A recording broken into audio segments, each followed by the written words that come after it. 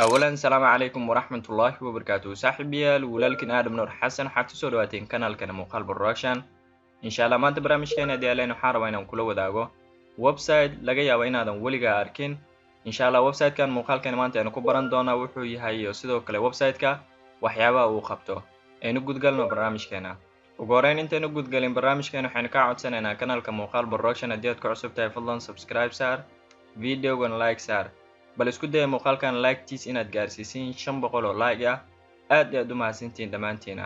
website-kan magaciisa waxaa lagu magacaabaa clean png ayaa lagu magacaabaa sida website-ka magaciisa ay ku caddahayba waxaad ka helaysaa sawirooyin png ah. marka png waxaa loo soo gaabiyey portable network graphic ayaa loo soo gaabiyey. marka website-kan ayaa isticmaali kara website-kan waxaa isticmaali kara qof walba maanta social media ku jiro.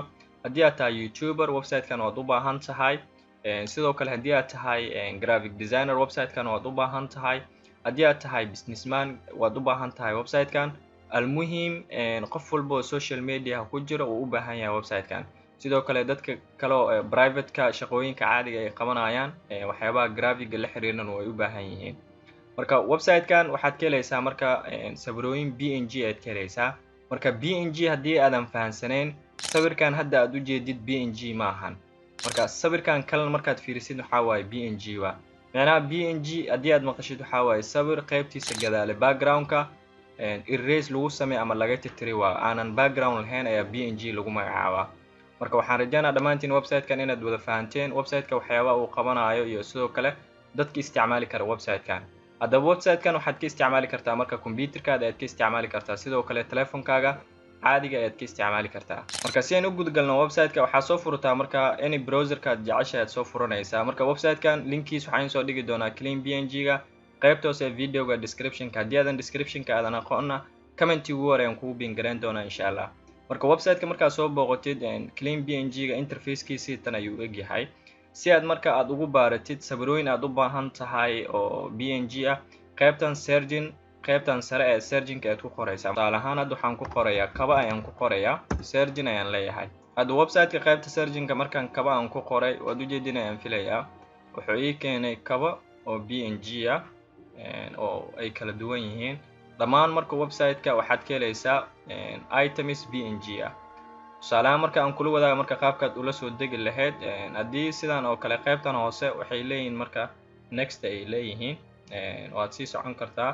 marka shaygaad u baahantahay inaad la soo degtid markaad aragtid waad ku dhufanaysaa. marka shaygaad u baahantahay website-ka inaad kala soo degtid markaad soo dooratid waxyaabaha ku jira website-kan runtii high quality waa dhammaantood aad ay u qurux badan yihiin.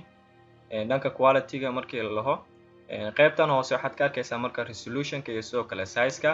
marka haddii uu ku qanciyo item-kii aad soo dooratay waxaad samaynaysaa marka qaybtan free download-ka aad ku dhufanaysaa si aad ula soo degtid. marka waad u jeedinayaan filaya saaxiibayaal qaybtan hoose sidaan ayuu ku soo dejiyay sawirkii. haddii aad open dhahdo si toos ayuu kugu soo furmi doonaa.